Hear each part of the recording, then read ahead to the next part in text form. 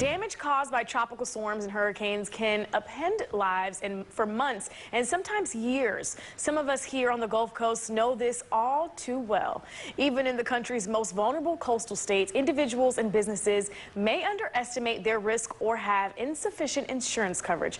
Joining us today to explain how important it is to be prepared is Sean Kevlin and Dr. Phil Klotzbach. Thank you so much for joining us today. Sean, how can home and business owners be best prepared for the 2020 hurricane season, which is happening right now, which is forecast to be well above average? Well, first of all, thank you very much for having us. Homeowners, businesses, renters, all can take the first step towards being resilient by making sure that they have the right type of insurance coverage.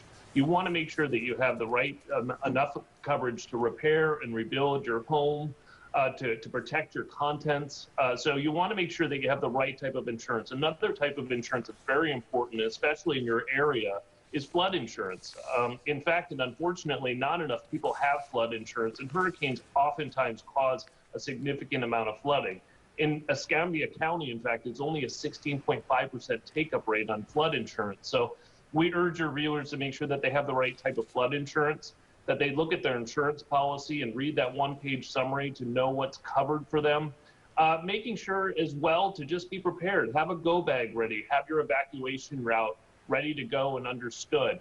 Making sure that you have at least a minimum of 7 days supply of non-perishable food and water. These are all very important steps that your viewers can take to protect themselves better.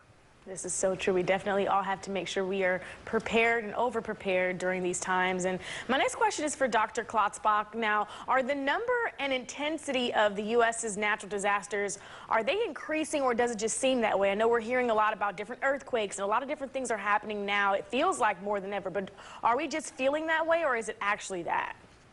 Yeah, well, if you look at the damage that these storms are causing, certainly the damage is going up. The primary driver of the increase in damage is just growth in population and exposure, so basically just increased number of contents along the coastline when we're talking about hurricanes. So more people and more stuff, if a hurricane makes landfall, it causes more damage. If you look at the actual number of landfalling hurricanes or major hurricanes hitting the United States coastline, the long-term trend is basically a flat line going back to around 1900. But with that being said, we are forecasting at CSU a very active hurricane season this year. We're forecasting 24 named storms. Of those 24, 12 becoming hurricanes. And of those 12, 5 becoming major Category 3, 4, 5 hurricanes.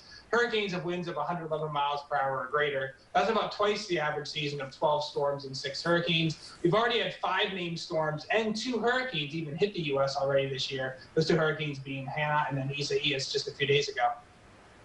And now, Sean, can you share with us affordable measures for home and business owners that they can take to reduce their risk and make their properties more resilient to any type of storm damage?